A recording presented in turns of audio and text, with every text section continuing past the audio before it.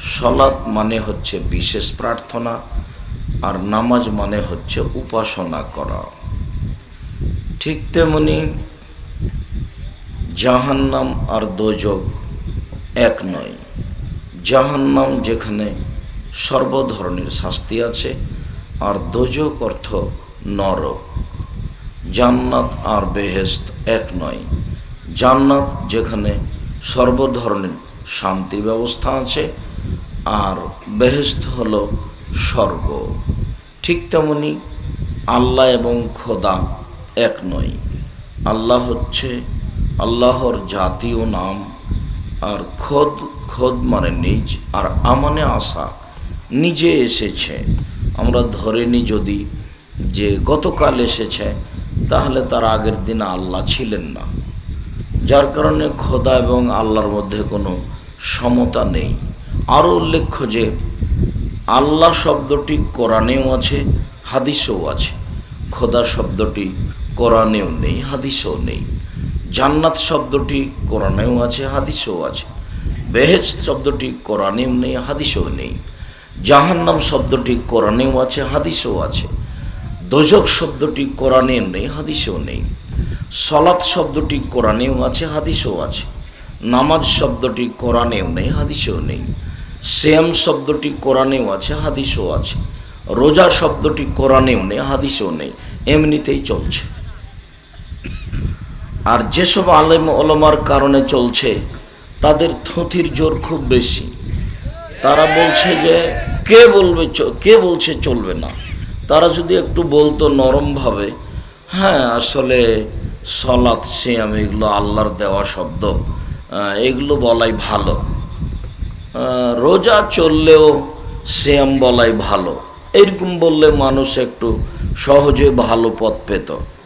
তার থুথির জোরে আবার বলছে যে তাহলে মনে হয় রোজা চলবে।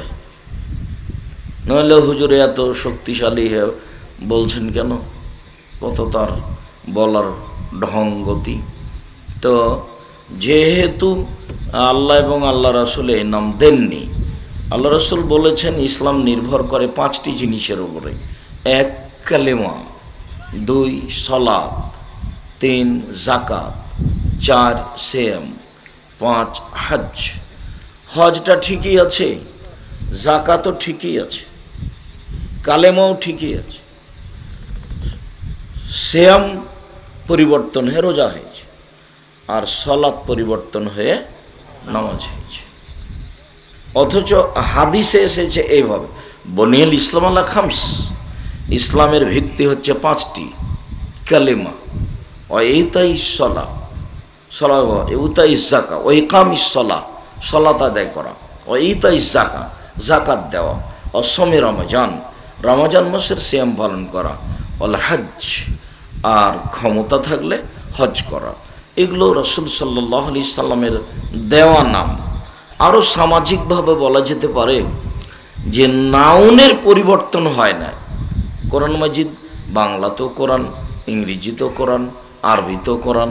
এটা তো নাম, নামের পরিবর্তন হবে কেন? নামের পরিবর্তন হয়ে গেলে তার ভিত্তিই থাকলো না। তা আমরা সংক্ষিপ্ত আলোচনাতে শুরু থেকে নিয়ে শেষ পর্যন্ত সিয়াম শব্দটি ব্যবহার করব, আপনাদের বুঝতে যেন অসুবিধা না হয়।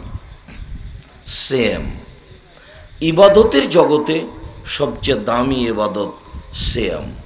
যদিও সলাত এমন একটি ইবাদত যার উপরে নির্ভর করে অন্যান্য ইবাদত। সিয়াম সবচেয়ে দামি ইবাদত, এ কথাই ঠিক। একাধিক দলিল দিয়ে আমি আপনাদের কাছে পেশ করব যে ইবাদতের জগতে সিয়ামের তুলনায় কোনো ইবাদত নেই। একটু বলি এখানে, তাহলে ওটা সহজ হবে। উমামা বাহেলি রাদিয়াল্লাহু তাআলা আনহু বলেন, আমি আল্লাহ রাসূলকে বললাম, মুরনি বে আমালিন, আল্লাহ নবী আমাকে একটা আমলের কথা বলেন, আমলটা করব, জান্নাতে চলে যাব। তখন আল্লাহ রাসূল বলছেন, ও মামা আলাইকা বিসম ফাইনাহু লা মিসলা লাহু, তাহলে তুমি সিয়াম পালন করো। ইবাদতের জগতে সিয়ামের সমপর্যায়ের কোনো ইবাদত নেই। অন্য এক বর্ণনায় এসেছে, ইবাদতের জগতে সিয়ামের মতো সমপর্যায়ের কোনো এবাদত নেই।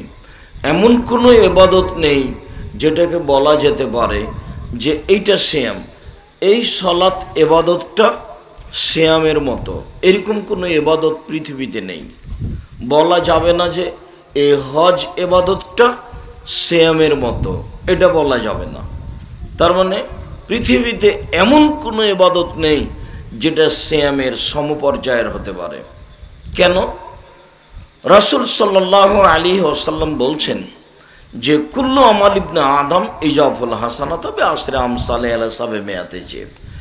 আদম সন্তান যেটাই নেকি করে সেটাই আমি ফেরেশতাকে বলি যে 10 লিখে দাও, আরও বাড়াও, 700 আরও বাড়াতে থাকো। আল্লাহ তাআলা বলছেন ইল্লা সম, তবে সিয়াম এমন নয়, ফাইন্নাহু লি, সেটা আমার ব্যাপার, ওয়ানা আজিজি বিহি, প্রতিদান আমি দিই। পৃথিবীতে এমন কোনো ইবাদত নেই যার বিনিময় আল্লাহ নিজ হাতে দিবেন সিয়াম ছাড়া। তাসবিহ তাহলিল জিকির আজকার খুব দামি ইবাদত, আল্লাহ খুব খুশি হন, কিন্তু কেউ যদি সুবহানাল্লাহ বলে তাহলে নেকিটা নিচে দিবেন না, ফেরেশতাকে বলবেন লিখে দাও। হজ কবুল হয়ে গেলে লোকটা হয়ে গেছে সেই দিনের মতো যেদিন তার মা তাকে জন্ম দিয়েছে, নিষ্পাপ। তাহলে হজ বড় ইবাদত। এরপরেও আল্লাহ বলবেন না যে আমি দিই, ফেরেশতাকে বলবেন নেকিটা লিখে দাও। ইবাদতের জগতে সলাত, নামাজ একেবারেই ভিন্ন ইবাদত। এক দুই মিনিট পরে বলছি, একেবারেই ভিন্ন ইবাদত, তার তুলনায় কোনো ইবাদত নাই। এরপরেও সালাত আদায় করলে আল্লাহ ফেরেশতাকে বলবেন নেকিটা লিখে দাও, নিজে লিখবেন না, নিজে দিবেন না। তো সিয়ামই একটা ইবাদত এমন যার বিনিময়ে আল্লাহ কি করবেন? নিজে হাতে দিবেন। তাহলে এর মান ভিন্ন, এর মর্যাদা ভিন্ন। রাসূল সাল্লাল্লাহু আলাইহি ওয়াসাল্লাম বলেন যে ফিল জান্নাত সামানি আবওয়াব, জান্নাতে 8টি দরজা রয়েছে। জান্নাতে একটি দরজা 8টি, জান্নাতে একটি দরজা 8টি, জাহান্নামে একটি দরজা 7টি, জাহান্নামে একটি দরজা 7টি। তো 8টি দরজার একটা দরজার নাম রায়ান। রায়ান মানে পানি পান করে তৃপ্তি লাভ করা। রাসূল সাল্লাল্লাহু আলাইহি ওয়াসাল্লাম বলছেন যে এজা দাখালা আখিরু মুগলেকা, সিয়াম পালনকারীর শেষ ব্যক্তি এই দরজা দিয়ে ঢুকলে এই দরজা বন্ধ করা হবে। এর আরও একটু বাস্তব বলি, বাস্তবটা না বললে স্পষ্ট বোঝা যাবে না। ঢোকার সময়তে 8টা দরজাতে ফেরেশতা থাকবেন। সিয়াম পালন করার জন্য একটা দরজা, ফেরেশতারা ওখানে আছে। আসেন আসেন, যারা সিয়াম পালন করেছেন এই দরজা দিয়ে আসেন। আসেন যারা হজ করেছেন তারা এই দরজা দিয়ে আসেন। আসেন যারা দান খায়রাত করেছেন তারা এই দরজা দিয়ে আসেন। সব দরজা থেকেই ডাকা হবে। তখন আবু বকর সিদ্দিক রাদিয়াল্লাহু তাআলা আনহু বলেছিলেন, আল্লাহর নবী, সব দরজা থেকে ডাকা হবে এক ব্যক্তিকে, এমন কি কেউ আছে? তো রাসূল সাল্লাল্লাহু আলাইহি ওয়াসাল্লাম, হ্যাঁ তুমি তার মধ্যে। আবু বকর, তোমাকে সব দরজা থেকে ডাকা হবে, তোমার মান ভিন্ন। সবাই বলবে আবু বকর সিদ্দিক এদিকে আসেন, এদিকে আসেন, এদিকে আসেন। তো রাসূল সাল্লাল্লাহু আলাইহি ওয়াসাল্লাম বললেন এই যা দাখালা আখিরুহুম উগলেকা, সিয়াম পালনকারীর শেষ ব্যক্তি ঢুকে গেলে এটা বন্ধ করা হবে, তখন বাকিগুলো খোলা আছে। তার মানে হলে হজ করার পরেও দান করার দরজা দিয়ে ঢুকতে পারবে, দান করার পরেও হজ পালন করার দরজা দিয়ে ঢুকতে পারবে, কোনো সমস্যা নেই। কিন্তু শুধুমাত্র সিয়াম পালনের যেটা দরজা আছে এইটা দিয়ে অন্য কোনো ইবাদতকারী ঢুকতে পাবে না। আমি কি বুঝাতে পারছি? যে বলছি যে সিয়াম একেবারেই ভিন্ন ধরনের ইবাদত, এর সাথে কোনো ইবাদতের মিল নেই। ইবাদতের জগতে সবচেয়ে দামি ইবাদত হলো সিয়াম, যার বিনিময় আল্লাহ তাআলা নিজ হাতে দিবেন। তবে দুইটা কারণ উল্লেখ করেছেন, বলেছেন যে বলে আজলি এদাও তামাহু শাহওয়াতাহু, আমার কারণেই তো দুটো জিনিস ছেড়ে দিয়েছে। কাজে আমি তাকে জান্নাতে দিব। এক, খাদ্য খায়নি, খাদ্য বন্ধ রেখেছে, এটা আমার বৈশিষ্ট্য, আল্লাহ খায় না, তো একটা সময় পর্যন্ত না খেয়ে থেকেছে, এটা আমি খুব ভালোবাসি, তো আমি তাকে নিজে বিনিময় দেব। কি বিনিময় দেব? কি দিবেন? ও জান্নাত দিবেন। সিয়াম পালন করলে 5-10 নেকি হয় না। কেউ যদি সিয়াম পালন করে তাহলে আল্লাহ 500 নেকি লিখে দিলেন, এমন কথা নয়। অথচ নেকি হওয়ার পরিমাণ আছে। রাসূল সাল্লাল্লাহু আলাইহি ওয়াসাল্লাম বলছেন, কেউ যদি জানাজায় যায় তাহলে 1 কেরাত নেকি হবে, যদি মাটি দেওয়া পর্যন্ত থাকে তাহলে 2 কেরাত নেকি হবে। আর 1 কেরাত হলো উহুদ পাহাড়ের সমান। উহুদ পাহাড় হলো 4 কিলোমিটার প্রশস্ত, 8 কিলোমিটার লম্বা, নিচে কত আছে মানুষ জানে না। তাহলে অনেক নেকি হয়ে গেল। আবার পাল্টা বলছেন, কেউ যদি বাড়িতে কুকুর রাখে, ট্রেনিং প্রাপ্ত কুকুর ছাড়া এমনি যদি কুকুর রাখে তাহলে প্রত্যেক দিন 1 কেরাত করে নেকি কমে যাবে। তো কি নেকি করেছে ও? যার জন্য কুকুর বাড়িতে রাখা হবে না, কুকুরের সাথে ভালোবাসা নেই, বিড়াল থাকবে। রাসূল সাল্লাল্লাহু আলাইহি ওয়াসাল্লাম বললেন যে ফাইনাহু লি ওয়া আনা আজিজি বিহি, সিয়াম আমার ব্যাপার, প্রতিদান আমি দিব। মানে 2-4-5 নেকি নয়, এর বিনিময়ে কোনো নেকি নেই। এর বিনিময় হলো এ নাও কি জান্নাত, যেহেতু নিজে হাতে দিবেন। অন্য এক বর্ণনা বুখারী মুসলিমে এভাবে এসেছে, আদাত্তুল ইবাদিয়াস সলিহিনা, আমি আমার ভালো বান্দাদের জন্য থাকা খাওয়ার ব্যবস্থা এত উন্নত মানের রেখেছি, আর এত দামি মহিলা আমি সেখানে রেখেছি।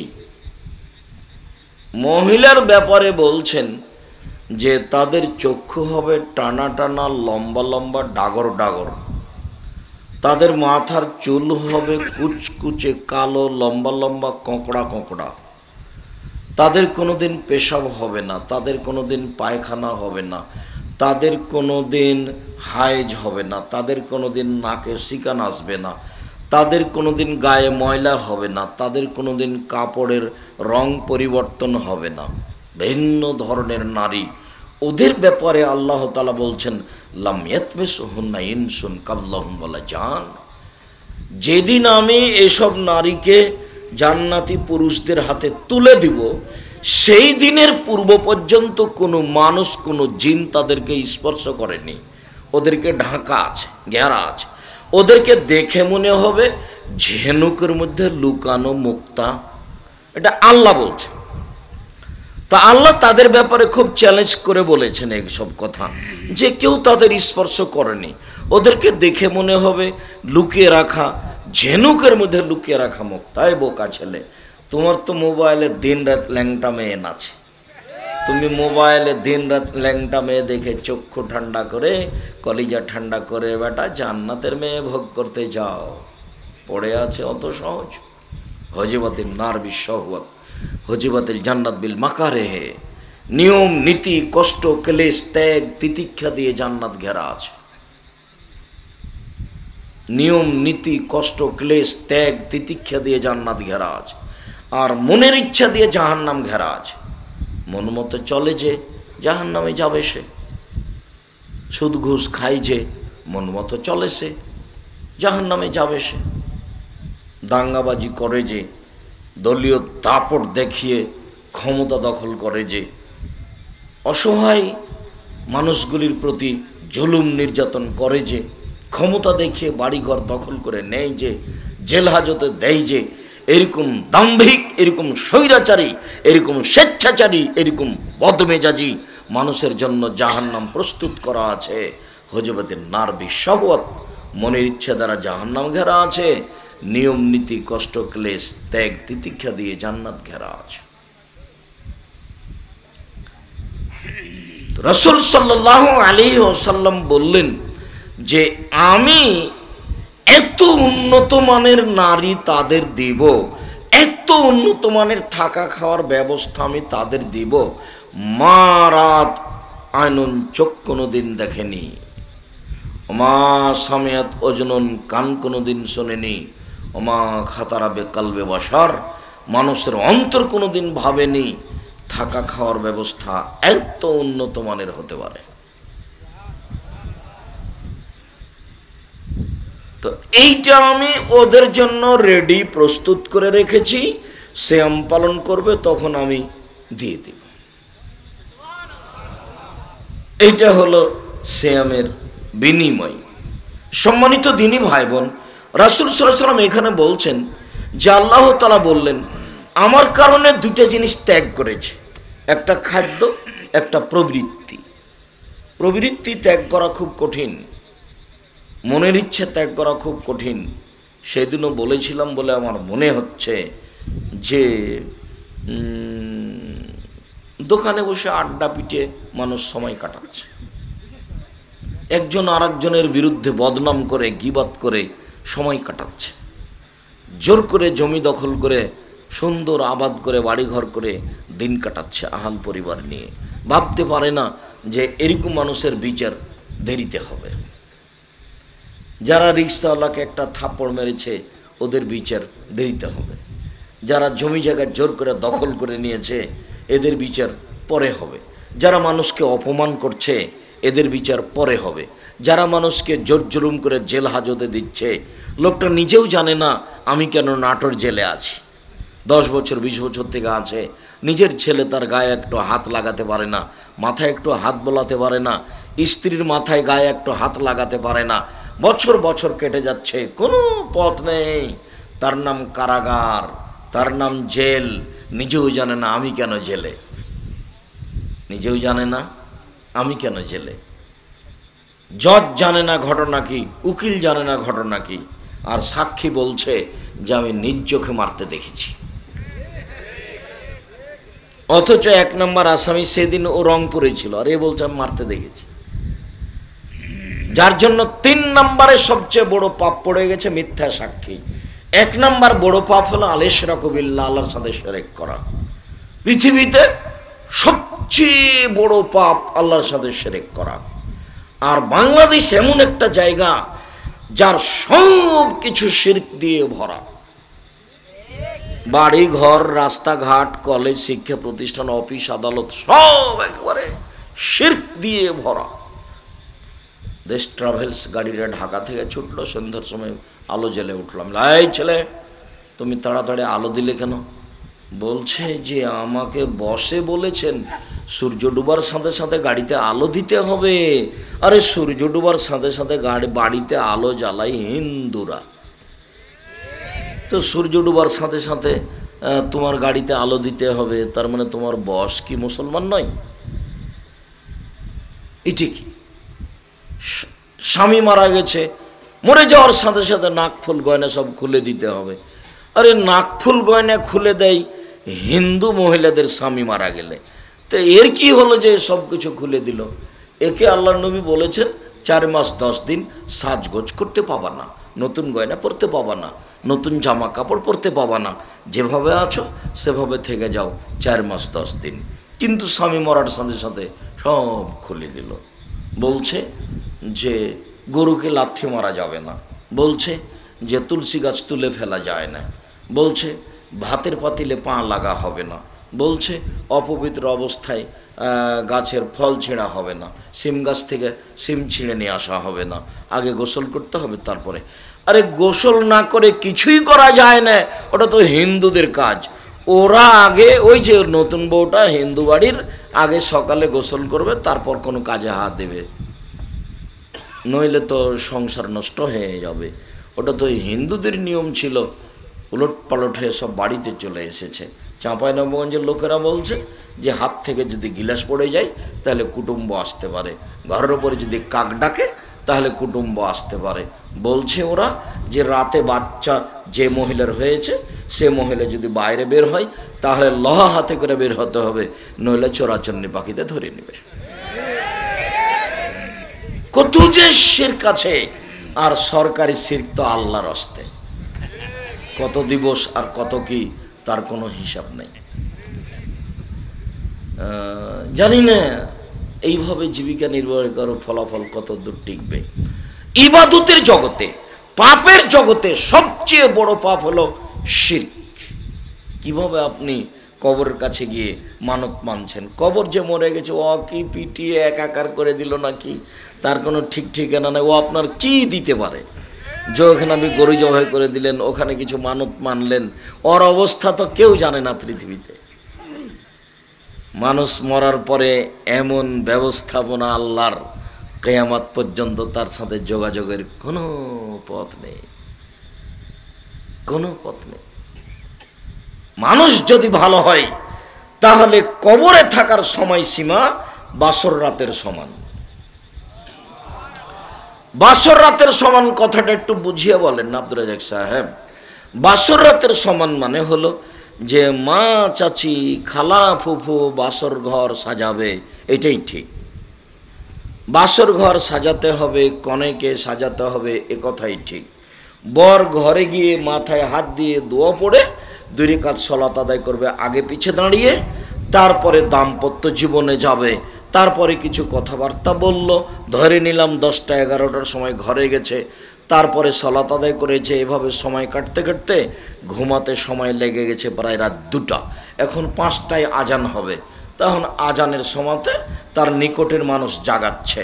আল্লাহ নবী বলছেন, উত্তর যদি ভালো হয়ে যায় ফেরেশতা বলবেন নাম কানাউমাতিল্লাহ রুসালাইকুজিল্লাহ বাহালি, আরে তুমি ঘুমিয়ে যাও বাসর রাতের ঘুমানোর মতো, যাকে কেউ জাগাবে না তোমার অতীব প্রিয় মানুষ ছাড়া। আরে তোমার স্ত্রী ছাড়া তোমাকে কেউ জাগাবে না, তুমি ঘুমিয়ে যাও বাসর রাতের ঘুমানোর মতো। ভাষাটা ফেরেশতা বলবেন কবরের লোকটাকে, যদি উত্তর ঠিক হয়ে যায় বলবেন ঘুমিয়ে যাও বাসর রাতের ঘুমানোর মতো, তাকে কেউ জাগাবে না। 5টা বেজে গেছে, আজান হয়েছে, তখন তার স্ত্রী বলছেন উঠেন, আজান হয়ে গেছে। তখন একবারে চোখ এভাবে মুছতে মুছতে বিরক্ত হয়ে বলবার, এখনই তো ঘুমালাম, অথচ 4 কোটি বছর থেকে ঘুমিয়ে আছে, 20,000 বছর থেকে ঘুমিয়ে আছে, 50,000 বছর থেকে ঘুমিয়ে।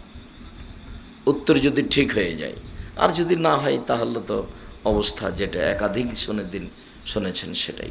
এটা হলো কবর। কিয়ামতের মাঠ, কিয়ামতের মাঠ হলো 1 ওয়াক্ত সালাত আদায়ের সমান। 1 ওয়াক্ত সালাত আদায় করতে সময় লাগবে কত?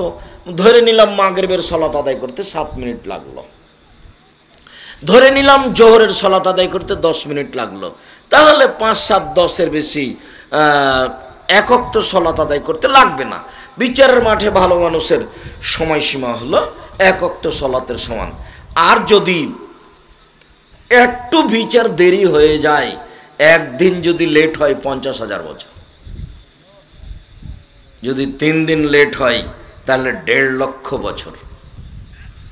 আমাদের, আপনি উপজেলা চেয়ারম্যান, উপজেলা চেয়ারম্যান তো ভালোই স্বাদ পোষণ করলেন দায়িত্বের, ভালো কথা। যদি সমাজকে কন্ট্রোল করার মতো সুযোগ হয় তাহলে করাও ভালো। আবু যার গেফারি রাদিয়াল্লাহু তাআলা বলছেন, আল্লাহ নবী আমাকে একটু আমার এলাকার নেতা করে দেন না। তখন আল্লাহ রাসূল বলছেন, করেছো কি তুমি? আরে নেতৃত্ব আমানত, ওটা তো সব রক্ষা করতে পারবে না, ওটা উমারের কাজ। যার রাস্তাতে শয়তান থাকে না, যার রাস্তাতে শয়তান থাকে না, যেটা 20-15 হয় না তার নাম উমার, যেটা 20 সেটা 20 হবে না তার নাম উমার, তার নাম উমার। নেতৃত্ব উমার দিবে, তুমি কেন এখানে, তুমি করেছো কি? তো যদি ওরকম পারা যায় ভালো, একটু যদি 19-20 হয় তাহলে সেটা যে কত কঠিন। একটা টিনের যদি 19-20 হয়ে যায় তাহলে বিচারের মাঠে টিনটা মাথায় তুলে দেওয়া হবে। আর যদি একদিন লেট হয় বিচার, তাহলে 50,000 বছর মাথার উপরে টিন থাকবে। আর যদি 3 দিন লেট হয় তাহলে 1.5 লক্ষ বছর। এরপরে দায়িত্ব চালাতে হবে যদি পারে মানুষ উমারের মতো ভালো। কেননা 7 শ্রেণীর মানুষ বিচারের মাঠে বিশেষ ছায়াতলে থাকবে। তার 1 নম্বরে আছে ন্যায়পরায়ণ নেতা, 1 নম্বরে আছে ন্যায়পরায়ণ নেতা। আবার আল্লাহ রাসূল বলছেন, নেতৃত্ব দিবা যদি 2 জনের কাউকে নেতা করা হয় তাহলে তাকে ছুরি ছাড়াই জবে করা হলো। আল্লাহ রাসূল, এটা আবার কি? এইখানে বললেন যে 7 শ্রেণীর মানুষ বিশেষ ছায়াতলে থাকবে, তার 1 নম্বরে আছে ন্যায়পরায়ণ নেতা। আবার এখানে বলছেন যে যাকে 2 জনের নেতা করে দেওয়া হলো তাকে ছুরিবিহীন জবে করা হলো। ছুরিবিহীন জবে করা তো খুব কঠিন কাজ। তার মানে হলো এই যে ঠিকভাবে নেতৃত্ব দিলে দুনিয়া টিকে না, আর অন্যায়ভাবে নেতৃত্ব দিলে পরকাল টিকে না। নেতৃত্ব খুব কঠিন জিনিস, উভয় সংকট, উভয় সংকট। উমরকে একদিন মানুষ ছুরি দিয়ে মেরে দিল, যার কারণে নেতৃত্বের এত মান, যার কারণে নেতৃত্বের অবস্থা এত কঠিন। হুজুর দিয়া জাহান্নাম উদ্বোধন হবে, তা কি জানেন? মৌলানা সাহেবকে দিয়ে কি করা হবে? জাহান্নাম উদ্বোধন করা হবে। তো মৌলানা সাহেব তো আল্লাহ রসুল বলছেন যে মৌলানা সাহেব হলেন নবীর স্থানে। বলছে আল্লাহ রাসূলুল আম্বিয়া, আরে মাওলানা হচ্ছে না নবীগণের উত্তরাধিকারী, নবীগণের স্থলাভিষিক্ত কাজ করছে, তার মানে তারা কত দামি। তাদের জন্য ক্ষমা চায় আকাশ জমিন, গাছপালা, পশু প্রাণী, জীব জন্তু, কীট পতঙ্গ, যা কিছু পৃথিবীতে আছে সবাই মৌলানা সাহেবের জন্য ক্ষমা চাই। এ কথা আমি বলিনি, এ কথা মুহাম্মদ সাল্লাল্লাহু আলাইহি ওয়াসাল্লাম বলেছেন। আবার মুহাম্মদ সাল্লাল্লাহু আলাইহি ওয়াসাল্লাম বলেছেন জাহান্নাম উদ্বোধন হবে মৌলানা সাহেব দিয়ে। তো ঠিক নেতৃত্ব তাই। সম্মানিত দিনী ভাই বোন, বলছিলাম আমার কারণে 2টি জিনিস ত্যাগ করেছে, প্রবৃত্তি আর খাদ্য, যার কারণে আমি তাকে জান্নাত দিয়ে দিব, নিজে হাতে জান্নাত দিয়ে দেব। প্রবৃত্তি ত্যাগ করা খুব কঠিন জিনিস, প্রবৃত্তি ত্যাগ করা খুব কঠিন জিনিস। টাকার নিচে প্যান্ট পরে যারা প্রবৃত্তিকে মানে তারা, দাড়ি চাঁচে যারা প্রবৃত্তিকে মানে তারা। আপনারা দাড়ি চেয়ে এই কাজটা জানি করেন না, ওটা মেয়ে মানুষের মতো হয়ে যায়।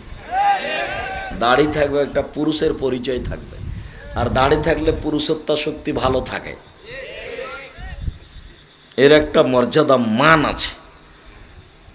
দোকানে বসে আড্ডা পিটে যারা প্রবৃত্তিকে মানে তারা, দাঙ্গাবাজি করে যারা, যাদের বিচার দেরিতে হবে, জালেমের বিচার দেরিতে হবে, দাঙ্গাবাজি করে যারা, দলীয় দাপট দেখায় যারা, অর্থের ক্ষমতা দেখিয়ে মানুষকে অপমান করে যারা, অসহায় মানুষকে কাঁদায় যারা, তাদের বিচার পরে হবে, তারাই জালেম। যারা ওসর জাকাত দেয় না, ফকিরের টাকা মেরে খায়, ও জালেম। কোটি টাকা নিজে উপার্জনের বিচার শেষ হয়ে যাবে, তখন জালেমদের বিচার হবে। বিচারের মাঠে থাকতে থাকতে সময় পার হয়ে যাবে। যারা সুদ খায় তারাও জালেম, ওদের বিচার দেরিতে হবে, ওদেরকে রক্তের নদীতে ফেলে দেওয়া হবে, আর পাশ থেকে পাথর মেরে মেরে তার মুখকে ভেঙে চৌচির করা হবে। যতদিন পর্যন্ত মানুষের বিচার শেষ না হচ্ছে ততদিন পর্যন্ত ওকে রক্তের নদীতে ফেলে রেখে তার মুখের উপরে পাথর দিয়ে মেরে মেরে তাকে শাস্তি দেওয়া হবে। আর দুনিয়াবি ব্যাপারে বলেছেন কেউ যদি 1 টাকা সুদ খায় 36 বার জেনা করে যত পাপ হবে, 1 টাকা সুদ খেলে তার চেয়ে বেশি পাপ হবে। তিনি বলেছেন সুদের পাপের 17টি ভাগ আছে, ছোট ভাগ হলো মার সাথে জেনা করলে যেমন পাপ হয়। তিনি বলেছেন সুদের ফলাফল নিঃস্ব, যারা সুদ খায় তাকে একদিন ভিক্ষা করে খেতেই হবে, ও খাক আর তার ছেলে খাক, সুদের ফলাফল নিঃস্ব, একদিন না একদিন তাকে ফকির হতেই হবে, আজ হোক আর কাল হোক। খুব ঘৃণিত পাপ হলো সুদ খাওয়া। এই ছেলে, তুমি বা তোমার বাপ বা তোমার মা যদি কিস্তিতে নাম দিয়ে থাকে তাহলে আজ থেকে যেন আর কিস্তির নাম কেটে দেয়, যেন এখানে না থাকে। ভিক্ষা করে খেতে রাজি আছি বেটা, ভিক্ষা করা ভালো কাজ নয়, তবে জায়েজ। চকলেট বিক্রি করে খেতে রাজি আছি, কলা বিক্রি করে খেতে রাজি আছি, ভিক্ষা করে খাবো কেন আব্দুর রাজ্জাক সাহেব? ব্যবসা করে খাবো। আমিও তাই বলছি, তুমি লোন নিয়ে ব্যবসা করো না। যারা লোন নিয়েছে তাদের জানাজা হবে না। ব্যাংকে চাকরি করে, সরকার টাকা দিয়েছে, 5 তলা বাড়ি বানিয়েছে, সাজগোজ করা বউ উঠে আর নামে 5 তলা বাড়িতে, কেউ বোঝে না যে স্বামীর আর জানাজা হবে না, জানাজাই হবে না, জাহান্নাম জান্নাত পরে। রাসূল সাল্লাল্লাহু আলাইহি ওয়াসাল্লাম দিন রাত একটা কথা বলতেন, আল্লাহ তুমি আমাকে ঋণ কর্জ থেকে বাঁচাও, আল্লাহ তুমি আমাকে ঋণ কর্জ থেকে বাঁচাও, আল্লাহ তুমি আমাকে ঋণ কর্জ থেকে বাঁচাও। ঋণ কর্জ কি জিনিস মানে জানা যায় হবে না। চকলেট দিয়ে যদি ব্যবসা করা যায় তাহলে কি লোন নিতে হবে? কলা দিয়ে তো আমি 3 বছর চকলেট দিয়ে ব্যবসা করব, তারপরে 3 বছর পরে কলা দিয়ে ব্যবসা করব 3 বছর, তারপরে তখন 3 বছর কাপড়ের ব্যবসা করব, তারপরে তখন আমি 3 বছর পরে দামি দামি মেশিন নিয়ে আসব, তারপর আমি ইনপুটে একবারে পৃথিবীর বিভিন্ন বড় বড় দেশ থেকে কোটি কোটি টাকার ব্যবসা করব। তখন আমার টাকা বেশি হতে সময় লাগবে 25 থেকে 30 থেকে 35 40 বছর। একদিনই ও কলিকাতায় হিরোইন কিনে ঢাকায় বিক্রি করতে চায়, তো এটা ব্যবসা নয়, এটা ভুল হিসাব। তাই তাকে লোন নিতে হয়েছে, এটা জাহান্নামে যাওয়ার পথ। লোন নেই যারা, মনের মতো চলে তারা জাহান্নামে যাবে, তারা মন মতো চলে যারা জাহান্নামে যাবে, তারা সালাত আদায় করে না যারা, মন মতো চলে তারা, মন মতো চলে যারা জাহান্নামে যাবে তারা। আজ থেকে নিয়ে কোনো দিন ক্ষমতা দেখে 1 মিনিট বাঁচবেন না। দাম্ভিক, স্বৈরাচারী, স্বেচ্ছাচারী, বদমেজাজি জালেম তার বিচার পরে হবে। ক্ষমতা দেখে মানুষকে অপমান করে 1 মিনিট বাঁচবেন না, একেবারেই নরম হয়ে মাটির মতো হয়ে থাকেন। আরে আপনার এত ক্ষমতা কেন? আপনার বাপকে সৃষ্টি করা হয়েছে মাটি দিয়ে, আর আপনাকে সৃষ্টি করা হয়েছে শুক্রকীট বীর্য দিয়ে, যাতে কাপড়ে লেগে গেলে কাপড় অপবিত্র হয়, তাতে গন্ধ আছে। এই দিয়ে তোমাকে আর আমাকে সৃষ্টি করা হয়েছে। আমার এত অহংকার কেন? আল্লাহ তাআলা কোরআন মাজিদে হাজারো জায়গাতে বলছেন যে তোমাকে তো আমি শুক্রকীট বীর্য দিয়ে সৃষ্টি করেছি, তোমার আবার কি দাম? তুমি আবার দাম্ভিক হও কি করে? আরে তোমার বাপকে আমি মাটি দিয়ে সৃষ্টি করেছি। আমার বাপকে মাটি দিয়ে সৃষ্টি করা হয়েছে মানে কাকে? আদম আলাইহিস সালামকে। তোমার বাপকে আমি মাটি দিয়ে সৃষ্টি করেছি, আর তোমাকে আমি শুক্রকীট বীর্য দিয়ে, যাতে গন্ধ আছে, যেটা কাপড়ে লেগে গেলে কাপড় অপবিত্র হয়ে যায়, ধোয়া লাগে তাকে, তো সেটা দিয়ে তোমাকে সৃষ্টি করেছি। তুমি আমার দাম্ভিক হও কি করে? তুমি দাম্ভিক হয়েও না, ফেরাউন ডুবে গেছে, ফেরাউন ডুবে গেছে, তোমার নৌকা ডুবে গেছে সাগরে, তোমার এই নৌকাও ডুবে না। যতদিন পর্যন্ত রিক্সাওয়ালার হাত ধরে ক্ষমা না নিয়েছ, তোমার নৌকা নাটোরের পাশের ছোট নদীতে ডুবেনি, তোমার নৌকা ডুবে গেছে সাগরে। তুমি এই নৌকা উঠানোর মতো তোমার কাছে পথ নেই। প্রত্যেকটা মানুষের হাত ধরে ক্ষমা নিতে হবে, তাছাড়া জুলুমবাজির ফলাফল তাহাজ্জুদ পড়ে পাওয়া যাবে না। জুলুমবাজি করে 1 মিনিট বাঁচার চেষ্টা করিয়েন না। মাটির মানুষ আছি, যা আছে তা আছে, কি আর হবে। হঠাৎ দেখছিলাম বয়স আমার 40, এখন দেখি 60, কয়দিন পরে দেখি 70 80, তার মানে সময় হয়ে গেছে। তো এইটুকু জীবন নিয়ে এমন কিছু করলেন কেন? সম্মানিত দিনী ভাই বোন, বলছিলাম ইবাদতের জগতে সবচেয়ে দামি ইবাদত সিয়াম, যার বিনিময় আল্লাহ তাআলা নিজে হাতে দিবেন। যদিও ইবাদতের জগতে ভিন্ন ধরনের ইবাদত হলো সালাত। কেন? সালাত এমন একটি ইবাদত যার উপরে নির্ভর করে অন্যান্য ইবাদত। আমি বুঝলাম যে সিয়াম সবচেয়ে দামি ইবাদত, এ কথাই ঠিক, কিন্তু যদি সালাত না থাকে, নামাজ না থাকে, তাহলে সিয়ামের ইবাদতটাকে আল্লাহ কি করবেন? কেটে দিবেন, ওটা বাতিল, ওটা কিছু হলো না। ইবাদতের জগতে সবচেয়ে শক্তিশালী ক্ষমতাধর পাওয়ারফুল ইবাদত হলো দান। দান একেবারেই ভিন্ন। সব ইবাদত আপনার শুধু নিজের উপকার করে, সালাত আপনার নিজের উপকার করে, সিয়াম আপনার নিজের উপকার করে, সুবহানাল্লাহ তাসবিহ তাহলিল জিকির আজকার আপনার নিজের উপকার করে, কোরআন মাজিদ তেলাওয়াত আপনার নিজের উপকার করে। কিন্তু দান আপনার উপকারের সাথে সাথে আরেকজনের উপরে চলে গেছে, আপনার মায়ের কবরের শাস্তি বন্ধ হয়ে গেছে। আপনি আপনার মায়ের নামে দান করলেন, নেকি আপনারও হলো, কবরের সাথে ওইদিকে বন্ধ হয়ে গেল। আপনি গোপনে দান করলেন, আপনার নেকি হলো, ওইদিকে আল্লাহর রাগ মিটে গেছে। আল্লাহ তোমাকে জাহান্নামে দেওয়ার জন্য হিসাব রেখেছিলেন, দান করেছেন, তখন আল্লাহ বলছেন ঠিক আছে যাও যাও, আমি নরম হয়ে গেছি। রাসূল সাল্লাল্লাহু আলাইহি ওয়াসাল্লাম বলছেন দান মানুষের পাপকে মিটিয়ে দেয়, পানি যেমন আগুনকে নিভিয়ে দেয়। ওটা ভিন্ন জিনিস। রাসূল সাল্লাল্লাহু আলাইহি ওয়াসাল্লাম বলছেন আস-সাদকাত বুরহান, দান হলো দলিল। দলিল, এই জমি আমার প্রমাণে যে দলিল, এই বাড়ি আমার প্রমাণে যে দলিল, এই চেয়ারের মাঠে বলবো আমি জান্নাত পাবো। আল্লাহ যদি আমাকে বলেন কেন, তা আমি বলবো আমার কাছে দলিল আছে, জান্নাতের যে আমি মালিক তার দলিল আছে আমার কাছে, এই যে দান। আমি এ কথা বলিনি, এ কথা মুহাম্মদ সাল্লাল্লাহু আলাইহি সাল্লাম বলেছে। অতএব ইবাদতের জগতে সবচেয়ে শক্তিশালী, পাওয়ারফুল, ক্ষমতাধর ইবাদত হলো দান। এরপরে যদি সালাত না থাকে তাহলে দানের মতো ইবাদতটা কি করবেন? কেটে দিবেন। ওই এক ভিন্ন ইবাদত, কারোর সাথে মিল নাই ওর।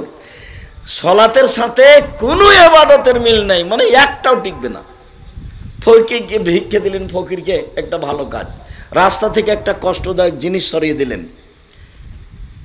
একটা রাস্তাতে কুকুর মুড়ে পড়ে আছে, তা আমাদের দেশের লোকে মনে করছে যে উপজেলা চেয়ারম্যান সরাবেন, মেম্বার সরাবে। আল্লাহ রাসূল ও কথা বলেনি। আল্লাহ রাসূল বলছেন যেই সরাবে তার জন্য জান্নাত, যেই সরাবে। রাস্তাতে একটা ইট, একটা মরা কিছু পড়ে আছে, কে সরাবে? বলে চেয়ারম্যান লোক পাঠাবে, তখন মেম্বার লোক পাঠাবে। তখন জি না, আপনি, যার পাশে আছে সেই, বিনিময় জান্নাত। একবারে বুখারী মুসলিমের হাদিস। যার জন্য রাস্তাঘাট বন্ধ করা কাজটা, হরতাল কাজটা চিরদিনের জন্য হারাম। রাস্তায় এমন একটা জিনিস, আল্লাহ রাসূলের কথা শুনলে আপনি অবাক হবেন। আল্লাহ রাসূল বলছেন রাস্তা নিয়ে যেখানে গন্ডগোল হবে সেখানে রাস্তা ডবল হবে, বাড়িঘর ভেঙে দিয়ে রাস্তা বড় হবে। রাস্তাতে বাড়িঘর সরিয়ে দিতে হবে, দিয়ে রাস্তা বড় করতে হবে। যেখানে রাস্তা নিয়ে গন্ডগোল হয়েছে আল্লাহ রাসূল বলেছেন ওটা ডবল করো, যা আছে তার ডবল। রাস্তার সাথে কোনো আপোষ নেই। সাহাবীগণ রাস্তাতে বসতে চেয়েছিলেন, একটু প্রয়োজনীয় কথা বলতে, না না না না না, রাস্তায় বসা হবে না, রাস্তায় বসলে মানুষের অসুবিধা হবে, না রাস্তায় বসতে পাবো না।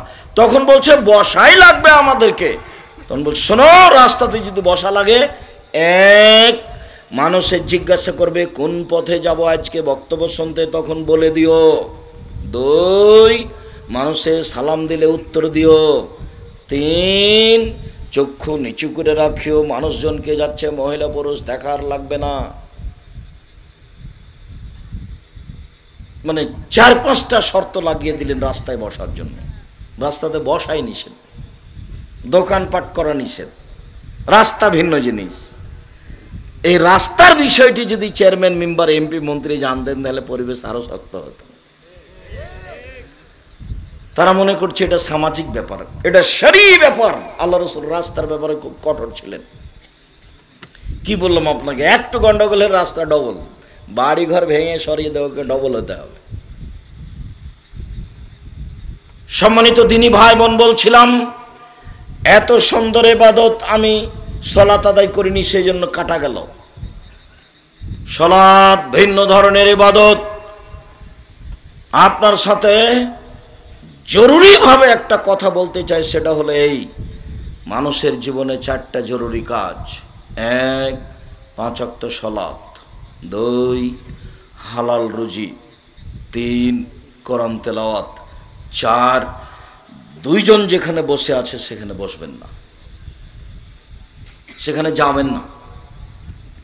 দোকানে গিয়ে দাঁড়িয়ে দাঁড়িয়ে জিনিস নেবেন। ভাই লবণ আছে? যে ½ কেজি লবণ দেন। মরিচ আছে? যে 250 মরিচ দেন। নেওয়া হয়ে গেছে, চলে যান। ওখানে দাঁড়াবেন না, ওখানে আরও 2 জন বসে আছে, কারো বদনাম করছে। আপনি যদি গিয়ে বলেন ঠিকই বলেছিস, আসলেই খারাপ, তার জান্নাত হবে না, তাহাজ্জুদ আর কোনোটা টিকবে না। খুব কঠিন জিনিস। আর এমনি তো দোকানে ল্যাংটা মেয়ে আছে। এখন তো দোকান টিভি ছাড়া চলে না। মানুষের ঘরে ল্যাংটা মেয়ে নাচে, মানুষের দোকানে ল্যাংটা মেয়ে নাচে। রাসূল সাল্লাল্লাহু আলাইহি সাল্লাম বলছেন, যখন মেয়েরা নাচবে, গান বাজনা বাজবে, মানুষ যখন নেশাদার দ্রব্য পান করবে, তখন মানুষের উপরে গজব নাজেল হবে। মানুষের আকার আকৃতি পরিবর্তন হয়ে যাবে, মানুষের অর্থ সম্পদের দাম একেবারে দ্বিগুণ শতগুণ বেড়ে যাবে, মানুষের উপরে সর্ব ধরনের গজব নেমে আসবে। 3টা কাজ হলে, 1, মেয়েরা যখন নাচবে। 2, গান বাজনা যখন প্রকাশ পাবে। 3, মানুষ যখন নেশাদার দ্রব্য পান করবে, তখন এগুলো সব বেড়ে যাবে মানুষের উপরে।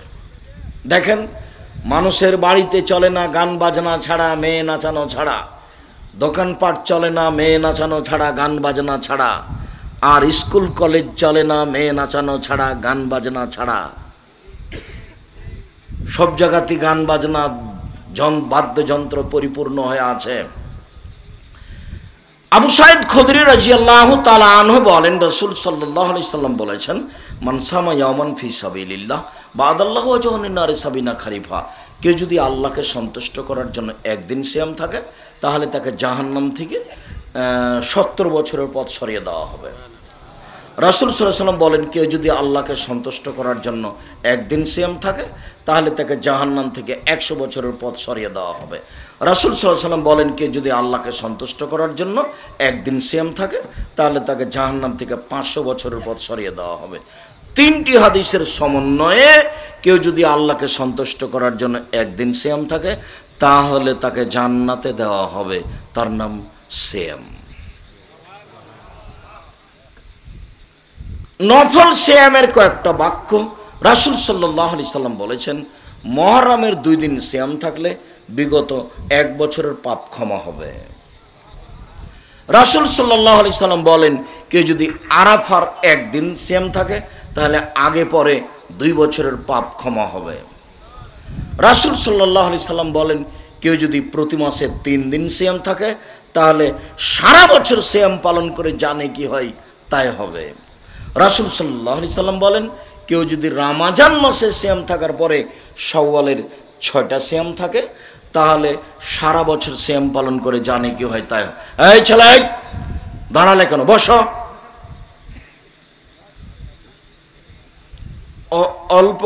অল্প কিছুক্ষণ দেরি করো, আমি তোমার বিরক্তির পূর্বেই কথা শেষ করবো ইনশাল্লাহ। তোমাকে কষ্ট দিয়ে আমি বক্তব্য দিতে চাই না, তবে আমি বক্তব্য দেব তখন তুমি দোকানে আড্ডা পিটবে, চা পান করবে, এমন নোংরা আচরণ দেখায় না।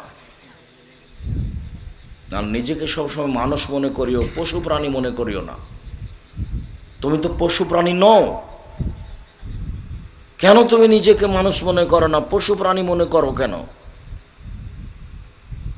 আল্লাহ বলছেন তুমি পশু প্রাণীর মতো, তার চেয়ে খারাপ কুকুর শ্রীগালের মতো। কেন?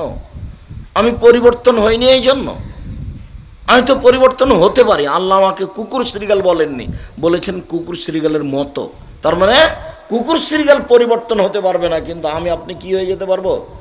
পরিবর্তন হয়ে যেতে পারবো। সেদিন বলেছি আপনাদের তাহেরপুরে ওখানে, সেদিন থেকে তো বিড়ি সিগারেট বন্ধ করে দিয়েছেন। বিড়ি সিগারেট জর্দা দোকান আর বিক্রি হয় না, তাই হতে হবে। আর যদি ওর পরেও খান, তাহলে আসলে আপনি কুকুর শ্রীগালের মতো। তার মানে কুকুর শ্রীগাল পরিবর্তন হতে পারে না।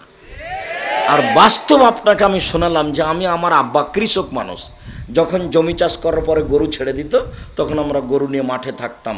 যখন গরু ধানের ক্ষেতের দিকে যেত, তখন বলতাম, থেমে গেছে। তার মানে কথা বুঝতে পেরেছে, কিন্তু বুঝেও বুঝিনি, একটু পরে আবার যাচ্ছে। তো বুঝেও বুঝনি, তাই তো গরু। আর আমি তো বুঝেছি, তো আমিও যদি আবার খাই, তাহলে কি আসলে আমিও গরু? আল্লাহ বলছেন, বুঝেও বুঝে না ওরা অন্তর আছে, বুঝে না। দেখেও দেখে না ওরা চক্ষু আছে, দেখে না। শুনেও শোনে না ওরা কান আছে, শোনে না। উলাইকা কাল আনাম, তারা পশু প্রাণীর মতো, তারা গরু ছাগলের মতো, তারা কুকুর শ্রীগালের মতো। বালহুম আদাল, বরং তার চেয়ে খারাপ। তো ও পরিবর্তন হতেই পারে না, তাই আল্লাহ আমাকে তার মতো বলেছেন। কোন সময় আল্লাহ আমাকে বলেননি যে ও গরু ছাগল হয়ে গেছে। কথা বুঝাতে পারিনি মনে হয়। আমাকে, আপনাকে, মানুষকে আল্লাহ কাকে কার মতো বলছেন? গরু ছাগলের মতো বলেননি যে ও গরু ছাগল হয়ে গেছে। কেন? গরু ছাগল বুঝে না, ও বুঝবে না। আর আমি আপনি কি বুঝি? হালাল হারাম বুঝি, সুদ ঘুষ বুঝি। আজ থেকে আর যত উপস্থিত লোকজন সামনে আছেন, কোনোদিন যেন আপনার ব্যাংকিং ব্যবস্থা যেন এরকম না থাকে। এদেশের কোনো এনজিওতে চাকরি করে জান্নাত কিনতে পারবেন না। এদেশের ব্যাংকে চাকরি করে জান্নাত কিনতে পারবেন না। ব্যাংকে টাকা রাখা আর ব্যাংকে চাকরি করা দুটো এক নয়। আব্দুর রাজ্জাক সাহেব ব্যাংকে চাকরি করবে কে? আপনার ঠেকা বেঁধেছে এত জিজ্ঞাসার উত্তরে হিন্দু করবে? আপনি পৃথিবীতে অনেক বড় ব্যবস্থা আপনি করেন, আপনি বড় ব্যবসায়ী হন। আরে রাসূল সাল্লাল্লাহু আলাইহি ওয়াসাল্লাম বলছেন ব্যবসায়ী সবচেয়ে উপার্জনের জন্য দামি জিনিস। তিনি বলছেন সত্যবাদী বিশ্বস্ত ব্যবসায়ী বিচারের মাঠে নবীগণের সাথে থাকবেন। আবার বলছেন দেখো তোমরা জমি চাষ করো না, নইলে তোমাদের অন্তর শক্ত হয়ে যাবে। জমি চাষ জায়েজ, তবে পছন্দ নয়। আর জমি চাষ করে আর চাকরি করে জাতির উপকার করা যায় না। চাঁপাইনবাবগঞ্জের মানুষেরা খালি শিক্ষক চাকরি করে, বেতন পায় 10,000, 20,000, 30,000, 25 দিনে শেষ হয়, তখন 5 দিন খালি টানা হেঁচড়া, ধার কর্য এভাবে চলে। কি উপকার করবে? বাপকে কি দিবে, মাকে কি দিবে, ফকিরকে কি দিবে? ফকির যখন চায় তখন মাফ কর, টাকা নাই তো। আর ব্যবসা মানে টাকা প্রতিদিন আসে যায়। একদিন ছিল চকলেট, একদিন হচ্ছে কলা, একদিন হচ্ছে কাপড়, একদিন কোটি কোটি টাকার ব্যবসা। তার টাকা দিয়ে এলাকার অসহায় মানুষ দিন কাটায়, কওমি মাদ্রাসায় খরচ হয়। আমি জানি না জামিয়া সালাফে আপনারা টাকা পয়সা দেন কিনা, আমার মনে নাই নাটোরের কথা। প্রতি মাসে 26 লক্ষ টাকা লাগে বেতন। জমি কিনা তো আছেই, মসজিদ নির্মাণ তো আছেই। প্রতিদিন লেবার মিস্ত্রি দুইটা প্রতিষ্ঠানে নিম্নে 50,000 থেকে কোনোদিন লক্ষ টাকা বিল আছে, নিম্নে 40,000 থেকে দুইটাতে লক্ষ টাকা বিল আছে। তো তার মধ্যে আপনি আছেন কি না? না থেকে পরকাল হারার চেষ্টা করিয়েন না, থাকিয়েন। আমি আপনাকে দান করতে পরে বলেছি, আগে বলেছি জামিয়া সালাফের জন্য দোয়া করবেন। উপরে যদি কবুল হয়ে যায় সহজ, আর যদি উপরে কবুল না হয় তাহলে এটা কঠিন। তবে আমি বলেছি যে পতিতালয়ের মহিলা যদি কুকুরকে পানি পান করিয়ে জান্নাত পেতে পারে, আপনি জামিয়া সালাফিয়াতে দান করে জান্নাত পাবেন ইনশাল্লাহ। আল্লাহর রহমতের অভাব নেই। কেননা জামিয়া সালাফিয়াতে কোনো দলীয় মতামত নেই, কোনো সংগঠন নেই, কোনো মাযহাব নেই। কেউ কাউকে ধর্মের ব্যাপারে চাপ দিয়ে কিছু বলতে পারবে না। সবাই কোরআন হাদিস অনুপাতে চলে। কেউ ওখানে কোনো দলীয় দাপট, কোনো আপনার সংগঠনিক কোনো নিয়ম নীতি পেশ করতে পারবে না। ওখানে সব নীতিমালাতে আছে যে এগুলো চলবে না, সংকীর্ণতা নেই। সম্মানিত দিনী ভাই বোন, বলছিলাম রাসূল সাল্লাল্লাহু আলাইহি সাল্লাম বললেন যেভাবে সিয়ামের বিষয়টি, তাতে রাসূল সাল্লাল্লাহু আলাইহি সাল্লাম যা বললেন তাতে সিয়াম পালন করলে জান্নাত সহজ। নফল সিয়ামের কথাটা বলছিলাম, কেউ যদি শাওয়াল মাসে 6টা সিয়াম পালন করে সারা বছর সিয়াম পালনের নেকি পাবে। আর চলে আসছে কয়দিন পরে রমাজান। রমাজান হচ্ছে ভিন্ন জিনিস। সম্মানিত দিনী ভাই বোন, রাত 12টার পরে আকাশের সব দরজা খুলে দেওয়া হয়, যে যা চায় তাই পেয়ে যাবে। দিন 12টার পরে আজানের সময় হলেই সব দরজা খুলে দেওয়া হয়, ওই সময়ে যে যা চায় সে তাই পেয়ে যাবে। আজান যখন দেওয়া হয় তখন আকাশের সব দরজা খুলে দেওয়া হয়, ওই সময়ে যে যা চাইবে সে তা পাবে। রাসূল সাল্লাল্লাহু আলাইহি ওয়াসাল্লাম বলছেন লা ইউরাদ্দু দুআ বাইনাল আযান ওয়াল ইকামা। আজান ইকামাতের মাঝে দোয়া ফেরত দেওয়া হয় না। আজান ইকামাতের মাঝে দোয়া ফেরত দেওয়া হয় না। আজান ইকামাতের মাঝে দোয়া ফেরত দেওয়া হয় না। ওই সময়তে জমি জায়গা চান, বাড়ি ঘর চান, ছেলে মেয়ে চান, শিক্ষা দীক্ষা চান, সুবিধা চান, সব চান, সব দিয়ে দেওয়া হবে। রাসূল সাল্লাল্লাহু আলাইহি ওয়াসাল্লাম বলছেন রাতে একটা সময় আছে, ওই সময়ে মানুষ যে যা চায় তাকে তা দিয়ে দেওয়া হয়। সেটা হচ্ছে রাতের 3 ভাগের 2 ভাগ পার হওয়ার পরে। এইটা ধরতে হলে 10টার সময় ঘুমিয়ে যেতে হবে। আর তোমাকে যুবক বলছে একটা কথা, যে বড় মোবাইল ব্যবহার করো না, ওকে আজ ওর গায়ে পেশাব করে দে, বলো চিরদিনের জন্য তোমাকে বিদায় করে দিলাম। প্রয়োজনে ছোট মোবাইল ব্যবহার করিও, প্রয়োজন নাই তোমার। কেন তোমার কি প্রয়োজন? তোমার বাপ তো সংসার চালাই, তুমি কেন এখানে? বড় মোবাইলের কারণে তুমি ধ্বংস হয়েছে, তোমার বাপ ধ্বংস হয়েছে, তোমার মা ধ্বংস হয়েছে, তোমার বংশ ধ্বংস হয়েছে, তোমার জাতি ধ্বংস হয়েছে। প্রায় সবাই ছোট বড় বয়স্ক বৃদ্ধ সব মেয়ের পিছে ঘুরে বেড়াচ্ছে, সবাই ল্যাংটা মেয়েকে দেখতে অভ্যাসী, ওই বেশরমা বেহায়া মহিলাও তাকে দেখতে অভ্যাসী। অথচ জাহান্নাম বলতে নারী, নগ্নতা জাহান্নামের পরিচয়, জান্নাতের পরিচয় নাই। নিজে সালাত আদায় করে না, আবার নগ্ন পোশাক পরে জাতিকে পাপী করে জাহান্নামের দিকে ঠেলে দিয়ে মেয়েটা নিজেকে শিক্ষিতা মনে করতে চায়।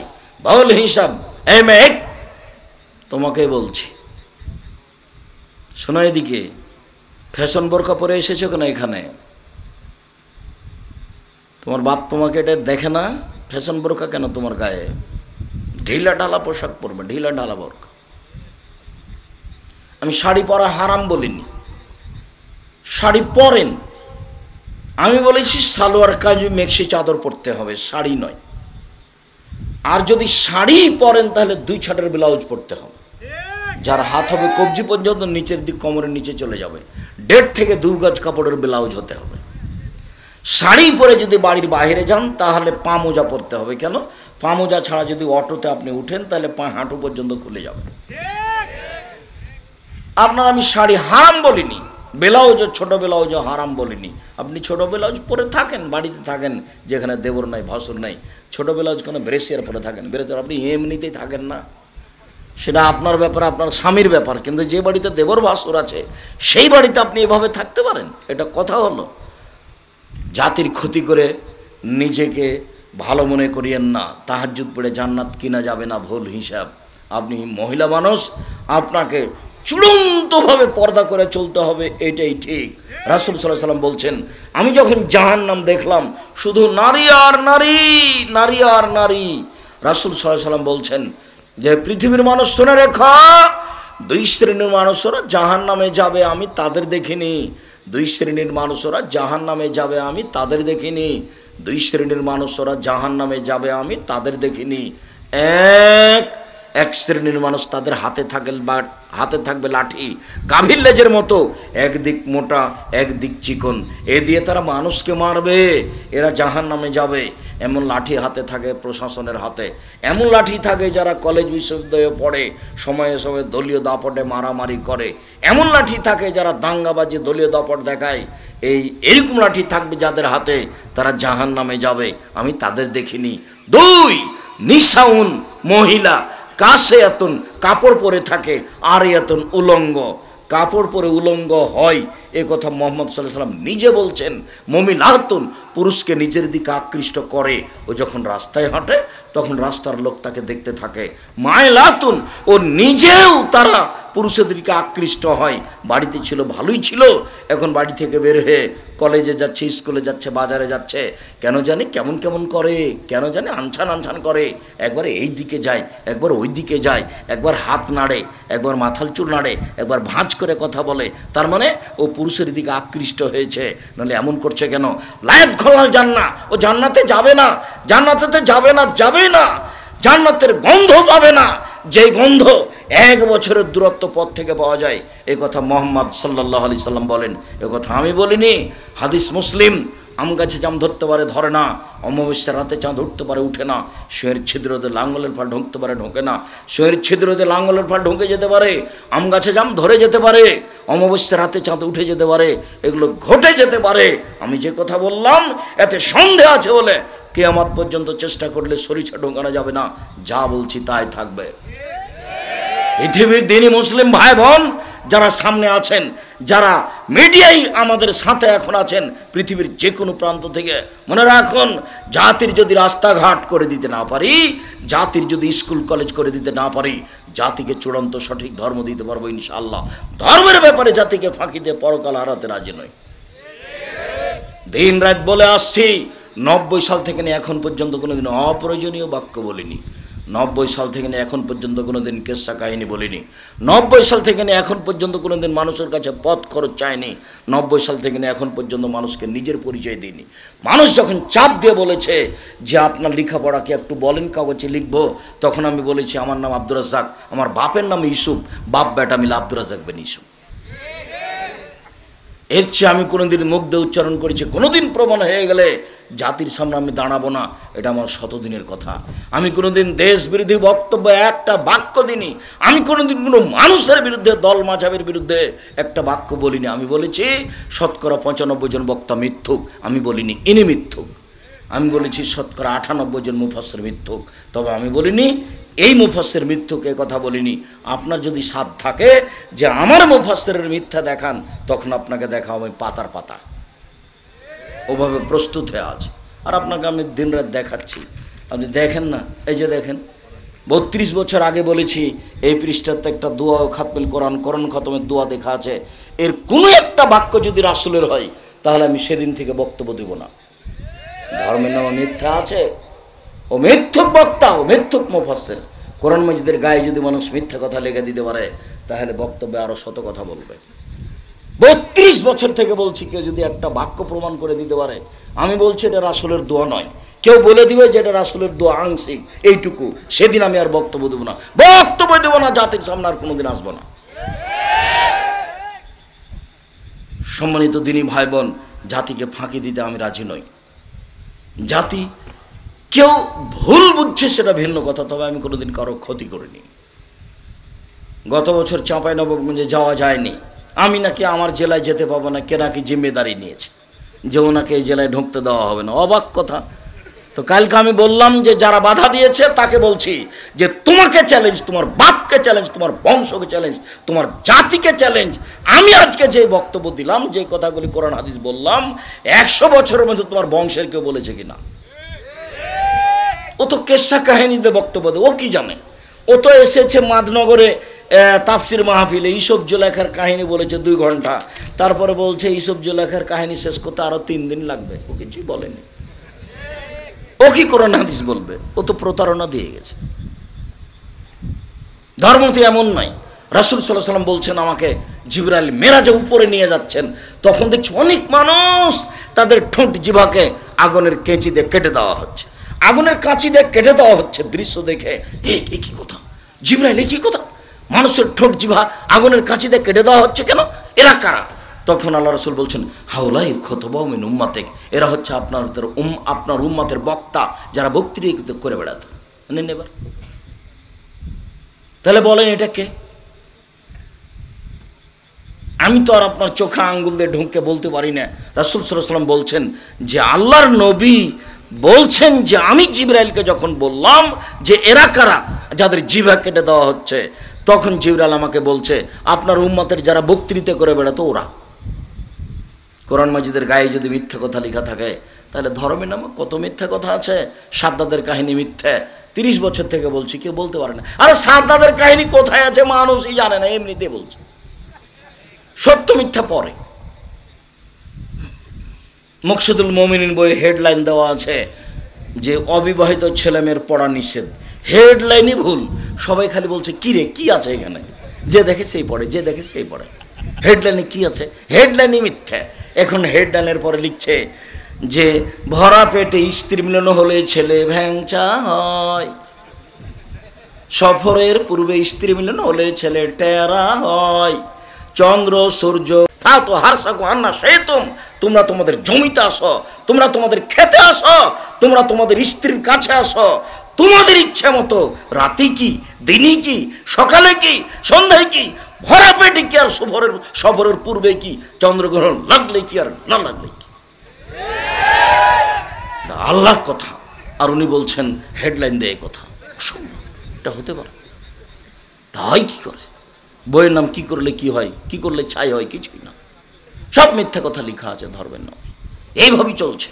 সম্মানিত দিনী ভাই বোন, আপনাকে সতর্ক করছিলাম। রাসূল সাল্লাল্লাহু আলাইহি ওয়াসাল্লাম বলেন মান সামিয়ামান ফি সাবিলিল্লাহ, কেউ যদি আল্লাহকে সন্তুষ্ট করার জন্য একদিন সিয়াম থাকে বিনিময় জান্নাত। তিনি বলেন মান সামা রমাজানা, কেউ যদি রমাজান মাসের সিয়াম থাকে আল্লাহকে সন্তুষ্ট করার জন্য ঈমান সহকারে, তার সব পাপ ক্ষমা করা হয়েছে। তিনি বলেন মান কামা ঈমান ওয়া ইহতিসাবান, কেউ যদি রমজান মাসে তারাবি পড়ে তাহলে অতীতের সব পাপ ক্ষমা। রাসূল সাল্লাল্লাহু আলাইহি সাল্লাম বলেন কেউ যদি ইতিকাফ করে ঈমান সহকারে তাহলে তার অতীতের সব পাপ ক্ষমা। রমজান মাস আসলে আকাশের সব দরজা খোলা। রমজান মাস 3 ভাগে ভাগ করা হবে, এটা ভুল। পুরো মাসি দয়া, পুরো মাসি ক্ষমা, পুরো মাসি রহমত, খালি নেকি লুটে নেন। রাসূল সাল্লাল্লাহু আলাইহি ওয়াসাল্লাম বলছেন হতভাগা সেই রমজান পাওয়ার পরে পাপ মোচন করতে পারলো না যে, হতভাগা সে রমজান মাস পাওয়ার পরে পাপ মোচন করতে পারলো না, যে রমজান চলে আসছে, প্রস্তুতি নেন, কাজ কম করতে হবে। রমজান মাসকে ঠেকানোর জন্য কত প্রস্তুতি। যদি আপনি 20 প্রকার ইফতারির ব্যবস্থা করেন, তাহলে যে বিক্রি করেছে তাকে প্রস্তুতি নিতে হবে, তাহলে যে তৈরি করছে তাকে প্রস্তুতি নিতে হবে। আপনি যেহেতু 20-30 আইটেম করেছেন ইফতারির, আবার আপনি রমজান মাসে 3 জোড়া 4 জোড়া কাপড় নেবেন, স্যান্ডেল নেবেন, তাহলে দর্জিকে সাপ্লাই দিতে হবে, ব্যবসাকে সাপ্লাই দিতে হবে। রমজান মাসে কাজ কমিয়ে দিয়ে ইবাদত করতে হবে। কিন্তু মানুষ 11 মাসে যা ব্যবসা করেছে তা রমজানে করবে, তাহলে ইবাদত করবে কি দিয়ে? মানুষ যারা ব্যবসায়ী তারা জনগণের প্রয়োজন মিটাই, আর জনগণ বলছে যে আমার তো প্রয়োজন আছে, 30 আইটেমে আমার ইফতারি লাগবে।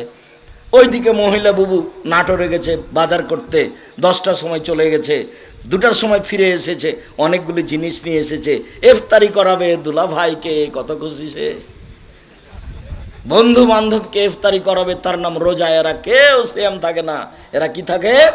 রোজা থাকে। রোজা মানে উপবাস থাকা, সিয়াম মানে বিরত থাকা। এদের কোনো ইবাদত কবুল হবে না। সম্মানিত দিনী ভাই বোন, রমজানকে মূল্যায়ন করতে হলে কম খেতে হবে। রমজানকে মূল্যায়ন করতে হলে সব কাজ কমিয়ে গুটিয়ে আসতে হবে। 11 মাস ব্যবসা হয়েছে, 1 মাস হবে না। কিভাবে সম্পূর্ণ উল্টে গেল।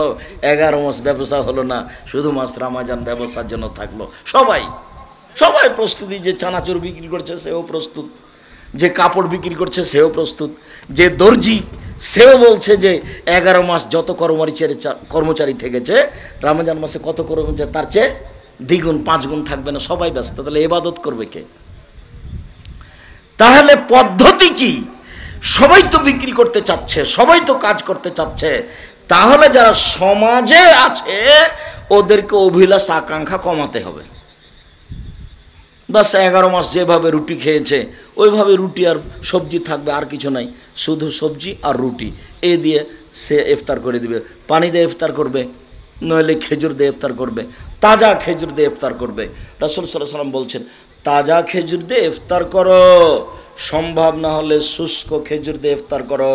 যদি সম্ভব না হয় তাহলে হাসাওয়াতিন, অঞ্জলিতে পানি নিয়ে ইফতার করো। পৃথিবীতে ইফতার করার জন্য আর কোনো যোগ্য জিনিস নেই। আম, জাম, লিচু, কলা, কাঁঠাল, বেল, তাল, নারিকেল, আনারস, আর ওই যে কি যে এখন ড্রাগন ফ্রাগন, একটা চলবে না। বিসমিল্লাহ, মুখে কি দিতে হবে? তাজা খেজুর। যদি সম্ভব না হয় শুখা খেজুর, যদি সম্ভব না হয় তাহলে পানি। সারা পৃথিবীর মানুষের জন্য সহজ। 3 নম্বরটা সবার জন্য সহজ। এরপর প্রয়োজনীয় খাদ্য খাবেন, এশার সালাত আদায় করে ঘুমিয়ে যাবেন, একটু পরে উঠে রাতটাকে মূল্যায়ন করবেন, তাসবিহ, তাহলিল, জিকির, আজকার, কোরআন তেলাওয়াত, ক্ষমা নিতেই হবে। কিন্তু যত খাওয়া খেয়েছেন এখন তার আপনি ইবাদত করতে পারবেন না। আল্লাহ রাসূল প্রস্তুতি নিতেন শেষের, তো কম খেতেন। কম খাওয়াই হচ্ছে প্রস্তুতি নেওয়া। সম্মানিত দিনী ভাই বোন, আমি আপনাকে 2টা বাক্য বলে আলোচনার শেষে চলে আসলাম। একটা হলো এই, আবহাওয়া দপ্তরের ইফতারের টাইম যেটা, সেটাতে ইফতার করবেন। 3 মিনিট দেরি করে ইফতার করে যারা, তাদের নীতি হচ্ছে ইহুদি খ্রিস্টানদের নীতি। আপনার জ্বলে গেলেও আসে যায় না, খারাপ লাগলেও আসে যায় না। রাসূল সাল্লাল্লাহু আলাইহি ওয়াসাল্লাম বলেছেন, আমার উম্মাত ততদিন পর্যন্ত কল্যাণে থাকবে যতদিন পর্যন্ত তাড়াতাড়ি ইফতার করবে। সেখানে তাড়াতাড়ি না করে আপনি দেরি করলেন কেন? বলছে, আমি কি পেটুক, আমি একটু ধৈর্য ধারণ করতে পারি না? নিশ্চিতের জন্য 3 মিনিট দেরি করে ইফতার করছি, নিশ্চিতের জন্য 3 মিনিট আগিয়ে দাও, তাহলে তো সুন্নাত পালন হবে। আমি যেটা ভালোবাসি তার নাম ইবাদত নয়, মুহাম্মদ সাল্লাল্লাহু আলাইহি ওয়াসাল্লাম যেটা ভালোবাসেন তার নাম ইবাদত। এটা আপনাকে মনে করতে হবে। আবহাওয়া দপ্তরের যে সময়সীমা দেওয়া আছে তার চেয়ে 1/2 মিনিট 1 মিনিট আগে ইফতার করবেন। আর যেগুলো পেপার পত্রিকাতে দেওয়া আছে যে সন্ধ্যা থেকে বাঁচার জন্য 3 মিনিট লেট, এটা কখনো নয়। রাসূল সাল্লাল্লাহু আলাইহি ওয়াসাল্লামের সাথে সরাসরি উল্টা নীতি এটা। আর সাহারি করবেন, সাহারিতে বরকত আছে। রাসূল সাল্লাল্লাহু আলাইহি ওয়াসাল্লাম বলছেন, তাসাহারু ফাইনু ফি আল্লাহ বারাকা, সাহারি খাও তাতে বরকত আছে, তবে কম খাবেন। আর বিসমিল্লাহ বলে ইফতার করবেন, তারপরে বলবেন যাহাবাজ জামাউ আবতাল্লাতুল উরুক ওয়া সাবাতাল আজর ইনশাআল্লাহ, আল্লাহুম্মা লাকা সুমতু ওয়া আলা রিজকা কাফতার। তো এই দোয়া চলবে না। সম্মানিত দিনী ভাই বোন, রাসূল সাল্লাল্লাহু আলাইহি ওয়াসাল্লামের পদ্ধতি সিয়াম পালনের অনুরোধ জানিয়ে রমজান মাস আসছে, রমজান মাসকে যথাযথভাবে মূল্যায়ন করার অনুরোধ জানিয়ে, 5 ওয়াক্ত সালাত আদায়ের অনুরোধ জানিয়ে, আমার দিনী ভাই বোনকে রাসূল সাল্লাল্লাহু আলাইহি সাল্লামের পদ্ধতিতে চলার অনুরোধ জানিয়ে আপাতত আজকের মতো কথা এখানে শেষ করলাম। সুবহানাকা আল্লাহুম্মা ওয়া বিহামদিকা আশহাদু আল্লা ইলাহা ইল্লা আনতা আস্তাগফিরুকা ওয়া আতুবু ইলাইক। আসসালামু আলাইকুম ওয়া রাহমাতুল্লাহ।